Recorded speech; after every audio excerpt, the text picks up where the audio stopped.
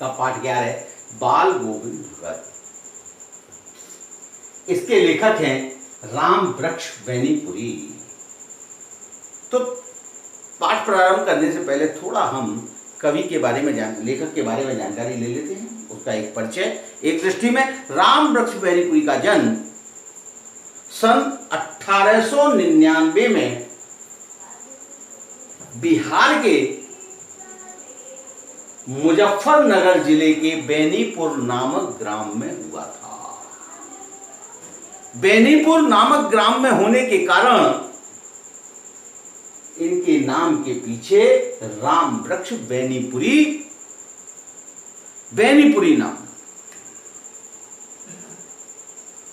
ये इनके जो पिता थे श्री फुलवंत सिंह कृषिकर्मी थे, किसान थे।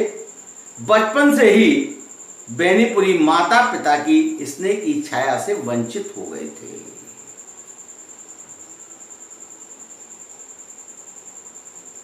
तो हमारे कई साहित्यकार लोग स्वतंत्रता आंदोलन में सक्रिय रूप से रहे थे। सक्रियता के कारण राष्ट्रीय आंदोलन की आवाज की अवहेलना ये नहीं कर पाए, उसमें सम्मिलित हो गए और इनकी शिक्षा का क्रम मैट्रिक में आते आते भंग हो गया। आपका हृदय देशभक्ति से लबालब भरा हुआ था। गांधी जी के आह्वान पर आप स्वतंत्रता संग्राम में कूद पड़े। अनेक बार आपको जेल यात्रा करनी पड़ी। सन 1968 ईस्वी में इस साधक का देहावसान हो गया। इनकी प्रमुख रचनाएं निबंध साहित्य में देखते हैं तो गेहूं और गुलाब, मशाल, वंदे वाणी विनायकौ। रेखा चित्र के रूप में देखते हैं तो माटी की मूर्तें, लाल तारा, संस्मरण विधा में अगर हम प्रवेश करते हैं तो मील के पत्थर, जंजीरें और दीवारें। नाट्य शास्त्र में नाटक की विधाओं में इन्होंने रामराज, अंबरपाली और सीता की मां। कहानी चिता के फूल आपका सबसे प्रसिद्ध कहानी संग्रह है। उपन्यास आपका एकमात्र उपन्यास है पतितों के देश में। आपने आलोचनाएं भी की हैं, समाज आलोचनाएं भी की। बिहारी सस्तई की सुबोध टीका, विद्यापति पदावली, यात्रा वृत्तांत में भी आपने महारत हासिल की। पैरों में पंख बांधकर इनका यात्रा वृत्तांत है। महाराणा प्रताप की जीवनी, जयप्रकाश नारायण की जीवनी, कार्ल मार्क्स की जीवनी, इन जीवनियों का भी इन्होंने में अपना रचना कौशल दिखाया है। इसके साथ साथ संपादन के क्षेत्र में भी आपने काम किया था। तरुण भारत, बालक, युवक, किसान मित्र, कर्मवीर, नई धारा आदि पत्रिकाओं का आपने संपादन किया है। अब आते हैं पाठ पर बाल गोविंद भगत। ये एक बाल गोविंद भगत एक व्यक्तित्व जो है उसका रेखा चित्र है। ये लेखक ने एक बाल गोविंद भगत का रेखा चित्र खींचा है। प्रस्तुत पाठ जो है इसमें बाल गोविंद भगत के व्यक्तित्व को कबीर पंथी दर्शाते हुए अपनी संवेदना को व्यक्त करने का प्रयत्न किया। इसके माध्यम से लेखक राम वृक्ष बेनीपुरी ने मानवता, लोक संस्कृति, सामूहिक चेतना का प्रतीक एक विलक्षण चरित्र बाल गोविंद भगत का इसमें उद्घाटन किया है। लेखक ने बताया है कि मनुष्य मानवीय गुणों के आधार पर ही सन्यासी हो सकता है। वेशभूषा धारण करने पर नहीं, दिखावा करने पर नहीं, लंबी दाढ़ी रख ली, चोगा पहन लिया, हाथ में कमंडल ले लिया, सन्यासी नहीं। मानवीय गुणों के आधार, वेशभूषा के आधार पर, भारी दिखावे के अनुष्ठानों के आधार पर इन्होंने उस सन्यासी प्रवृत्ति को नकारा है।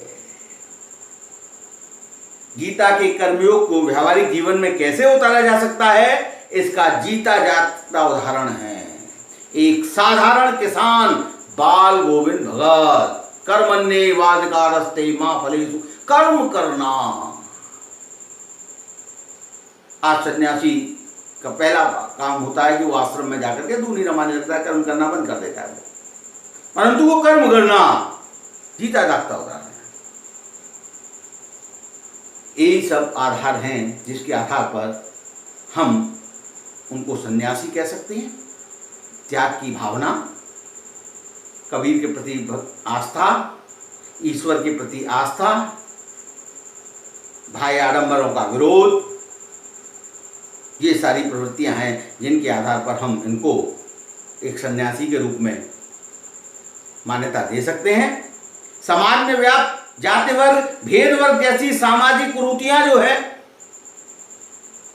जो रूढ़ियां हैं, उन पर भी इन्होंने इस पाठ के माध्यम से प्रहार किया है। अब बाल गोविंद भगत नामक जो चरित्र है उसको हम तीन भागों में बांट सकते हैं। तो उसका व्यक्तित्व कैसा है, बाल गोविंद भगत का जो व्यक्तित्व है वो कैसा है। परिवार से अनभिज्ञ, परवाह नहीं, अपने भगवत भजन में लीन रहना, दूसरे अपने किसी कार्य में लीन रहना। पुत्र है, पुत्रवधू है, वो परिवार को संभालते हैं। आप सिर्फ अपने कृषि कार्य और कबीर के आचरणों पर चलने में रत रहते हैं। तो व्यवहार से साधु जैसा व्यवहार है उनका, सज्जनों जैसा व्यवहार है उनका। मृत्यु को वो आत्मा परमात्मा का मिलन मानते हैं, वो त्याग की भावना है उनमें। पहनावा भी उनका उसी तरह का है, कनफटी टोपी पहनते हैं, रामानंदी तिलक धारण करते हैं, वो मीलों पैदल चलते हैं। वो उपज जो भी होती है उस उपज का कुछ हिस्सा वो दान अवश्य करते हैं। ऐसा व्यक्तित्व, साधुओं जैसा व्यक्तित्व। वो माया ममता, कुछ लोभ लालच से दूर दूर तक उनका व्यास। कबीर से वो प्रभावित हैं, उन्हीं के पद गाते हैं, उन्हीं के गीत गाते हैं। मृत्यु को वो शोक का विषय नहीं मानते, उत्साह का विषय मानते हैं। कबीरदास की तरह, कबीरदास की तरह दुल्हन गावो मंगल चार, मेरे घर आए राजा राम भरतार। कबीर ने भी कहा है आत्मा परमात्मा का मिलन। आत्मा रूपी दुल्हन अपने परमात्मा रूपी दूल्हे से मिलने के लिए जा रही है, तो मृत्यु के समय को वो मंगल दिवस मानते हैं। यही कुछ अगर बाल गोविंद भगत का चरित्र इन्हीं आदर्शों को प्रस्तुत करता है। कबीरपंथी है, कबीर की तरह ही टोपी पहनते हैं, कनफटी टोपी पहनते हैं, उन्हीं की तरह रामानंदी वेशभूषा तिलक लगाते हैं, सामाजिक रूढ़िवादिता का विरोध करते हैं। स्त्रियों से अंतिम संस्कार नहीं कराया जाता, परंतु कबीर अपनी पुत्र वधू से अपने पुत्र का अंतिम संस्कार कराते हैं। इतना ही नहीं, पुत्र के बनने के बाद उसकी दूसरी विवाह के लिए भी उसके भाई को निर्देश देते हैं। दूरदर्शी, दूर तक की सोचते हैं कि मेरे बाद छोटी उम्र की पुत्र वधू का क्या होगा। ऐसी सोच उनके दिमाग में, ये उनका व्यक्तित्व है, कृतित्व। संसार में जीवन यापन करना है तो कर्म करना होगा, भीख मांग के काम नहीं चलता। बहुत सन्यासी भीख मांग के काम चलाते, वो भीख मांग के काम चलाने वाले सन्यासी नहीं थे, खेती बाड़ी का कार्य करते थे। जो भी पैदा होता था उसका एक हिस्सा वो अपने साहिब को समर्पित करते थे, अपने कबीरदास जी को शपथ देते। उसके बाद वो अपने परिवार के भरण पोषण के लिए लेते थे खेती बाड़ी। कबीर की भक्ति में लीन रहते थे। भजन कीर्तन उनका नियमित रूटीन था, क्रियाकलाप था। सुबह शाम उनके यहाँ भजन कीर्तन हुआ करते थे, गांव के लोग भी वहां। संगीत साधना स्वर लहरी इतनी सुंदर थी, आकर्षक थी कि लोग इनको खिंचे चले आते थे। संत समागम, संतों से संपर्क रखते थे। कहीं कोई संतों का समागम होता था, कहीं कोई संतों का सम्मेलन होता था, वहां ये जरूर उपस्थित होता था। पैदल दान पुण्य करने की भी प्रवृत्ति थी। दान, अपना कमाया हुआ जो धन है, जो फसल है, उसका एक हिस्सा वो दान करते थे। दान पुण्य की भी उनकी, ये उनकी दायित्व। सन्यासी थे, सन्यासी होते हुए गृहस्थ भी थे। पुत्र था, पुत्र वधू थी। पुत्र स्वस्थ रहता था, पुत्र की अस्वस्थता के कारण उनके पालन पोषण की जिम्मेदारी बाल गोविंद भगत के पास थी। पालन पोषण करते थे, पुत्र वधू का भरण पोषण वो करते थे।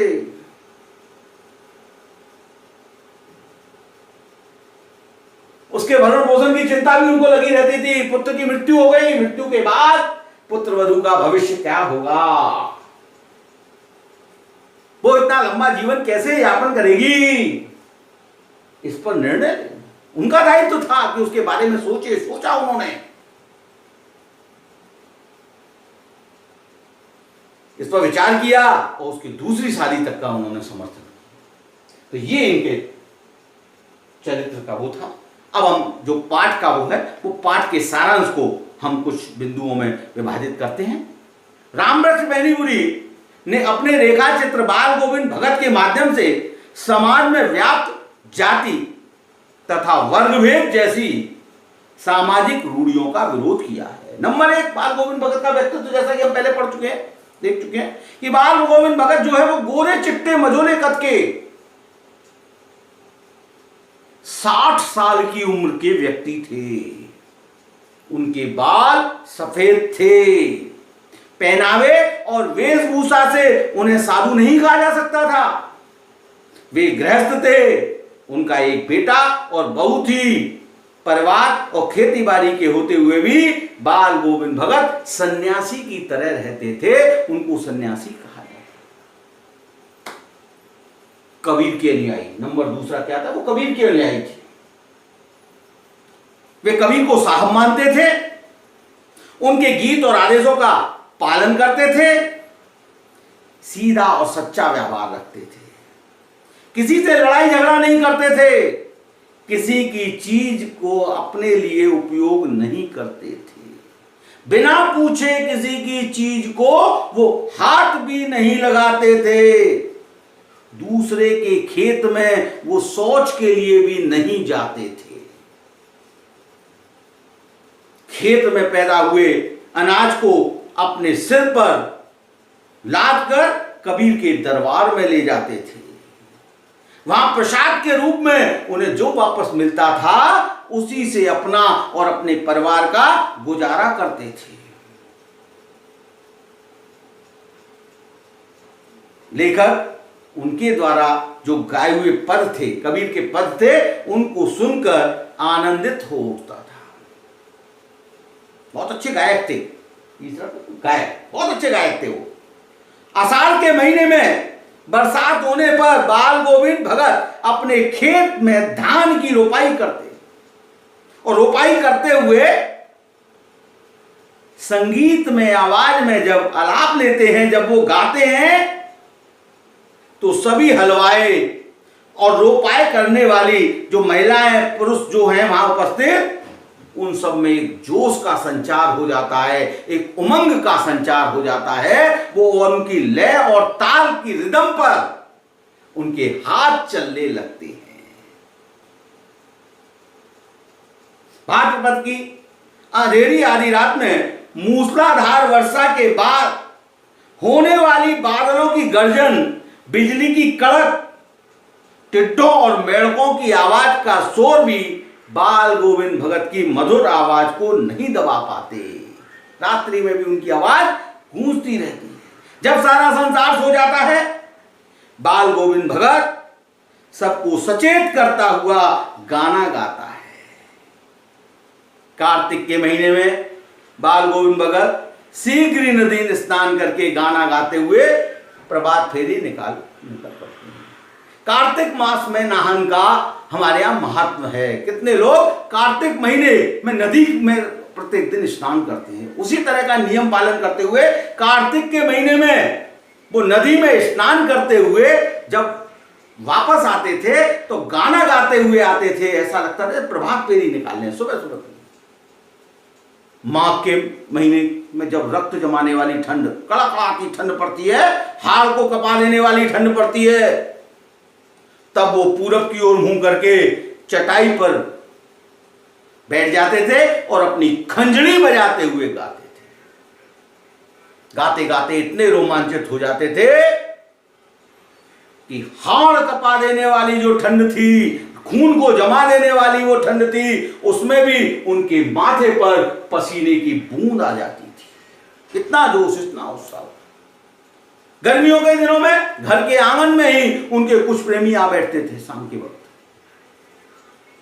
खंजड़ी और तालियों की लय के साथ बाल गोविंद भगत पहले गाते थे, पीछे पीछे उनकी मंडली दोहराती थी।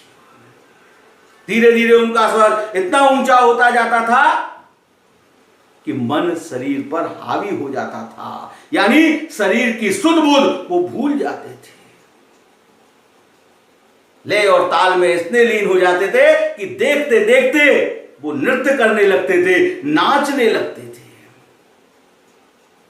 बाल गोविंद भगत की संगीत की उत्कर्षता उनके इकलौते बेटे की मृत्यु पर देखने को मिला। बाल गोविंद भगत का मानना था कि बीमार और कमजोर लोगों को प्रेम की अधिक आवश्यकता होती है। अगला बिंदु आता बैराग्य का प्रत्यक्ष दर्शन कहां हुआ उनका। बैराग का प्रत्यक्ष दर्शन, बाल गोविंद भगत का इकलौते पुत्र जब जीवन लीला को समाप्त कर चुका था तो उन्होंने अपने मृतक बेटे को आंगन में लिटा रखा था।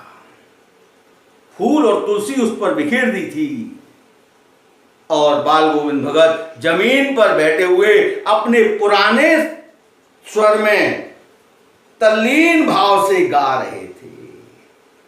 दुल्हन गावो मंगल चार, मेरे घर आए राजा राम भरतार, दुल्हन गावहु मंगल चार। वे कहते थे कि आत्मा और परमात्मा के मिलन से बढ़कर कोई आनंद नहीं है। आज ये आनंद का दिन है, मंगल चार गाइए, मंगल गीत गाइए, शुभ गीत गाइए, क्योंकि आज आत्मा का परमात्मा से मिलन हो रहा है। आत्मा रूपी दुल्हन अपने परमात्मा रूपी प्रेमी से, अपने परमात्मा रूपी पति से मिलने के लिए चली गई। तो ये शोक का विषय नहीं है, क्योंकि इस मिलन से बढ़कर कोई आनंद नहीं। उनकी ऐसी प्रवृत्ति जब लेखक देखता है तो वो उनको उसका पागलपन सा लगता है। लोग भी उन पर दया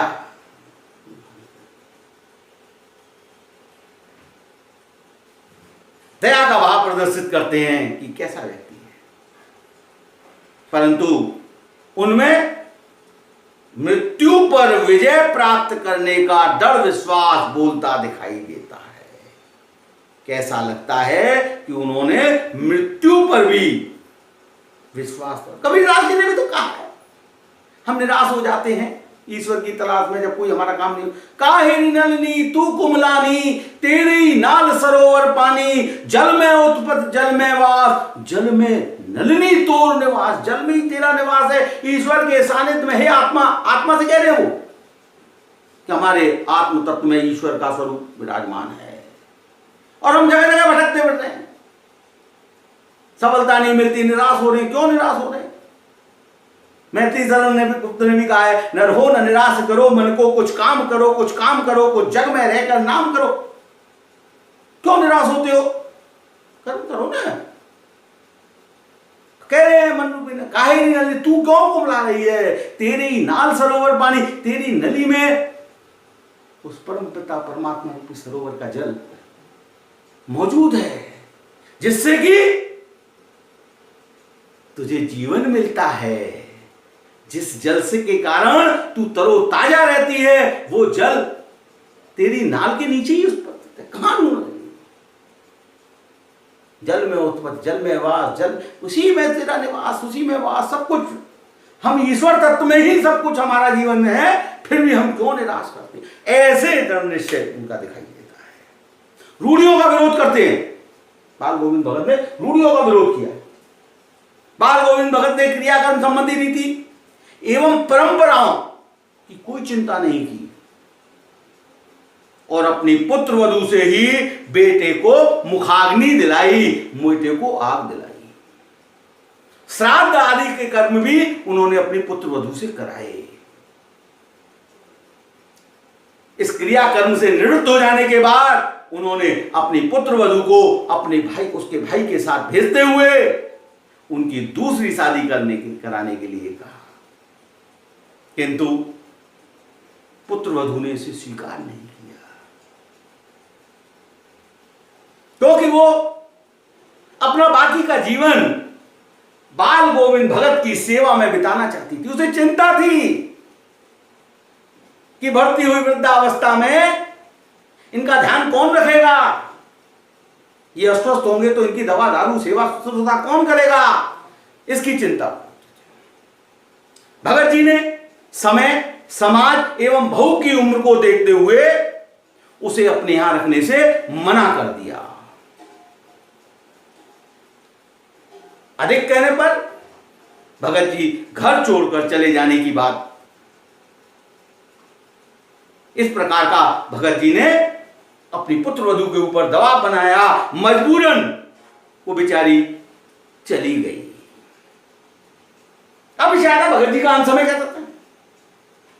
बाल गोविंद भगत हर वर्ष गंगा स्नान के लिए 30 कोस पैदल जाते और आते थे। वे रास्ते में ना तो किसी का सहारा लेते थे और ना ही किसी का कुछ खाते थे। बुढ़ापे में भी उनमें जवानी जैसा जोश था। अंतिम बार जब वो नहाकर आए तो बीमार रहने लगे, किंतु उन्होंने अपने नियम नहीं छोड़े। बीमार होते हुए भी वो अपने नियम का पालन किया। अंतिम संध्या के समय जब उन्होंने गाया तो आवाज में बिखराव आया हुआ प्रतीत हो रहा था, जैसे आवाज बिखरी बिखरी सी हो। सुबह के समय जब लोगों ने गीत नहीं सुना तो देखा कि बाल गोविंद भगत इस दुनिया से प्रस्थान कर चुके थे। ये उनका अंतिम समय था। ये इस पाठ का पूरा सारांश आपके सामने मैंने विस्तार से प्रस्तुत कर दिया है। अब आप इस पाठ को लेकर के एक बार इसकी रीडिंग अवश्य कर लेंगे, इस पाठ को अवश्य पढ़ लेंगे। बस आज इतना ही। Thank you very much.